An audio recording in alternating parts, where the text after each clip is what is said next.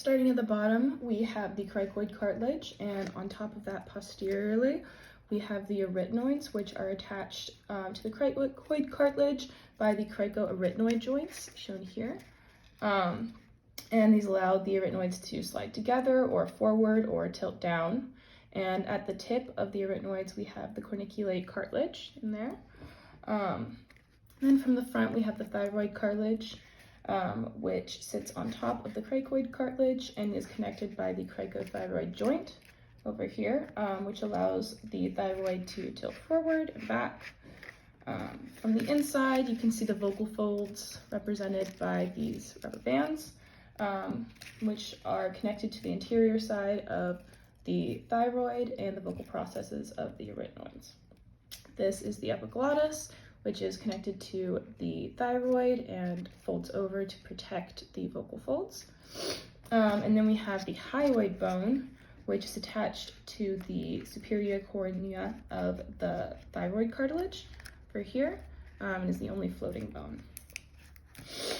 Now we'll start with the muscles. We'll start with the cricothyroid, which is the vocal fold's primary tensor. And when it contracts, it pulls the thyroid cartilage down and towards the cricoid, which is attached by the cricothyroid joints.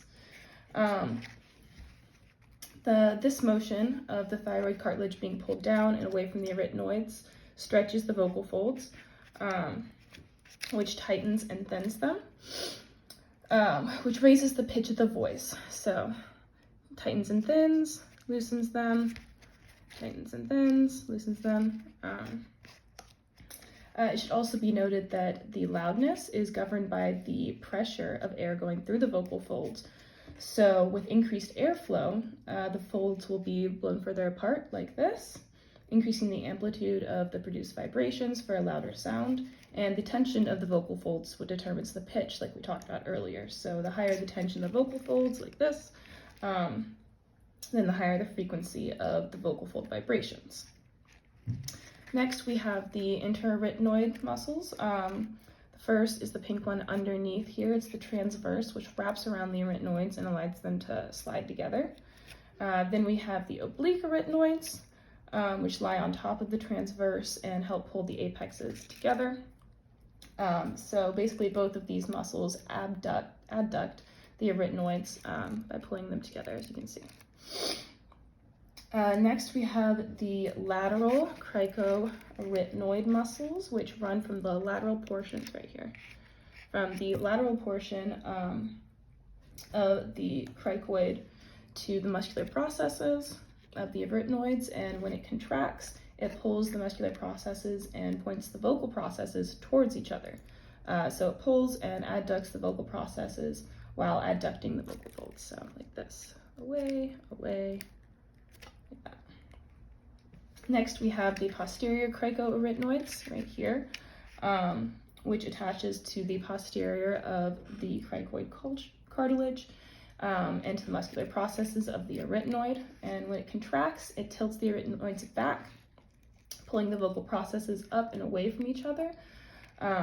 So as the vocal fold processes go away from each other, you can see that they are abducting the vocal folds, and this is the only abductor.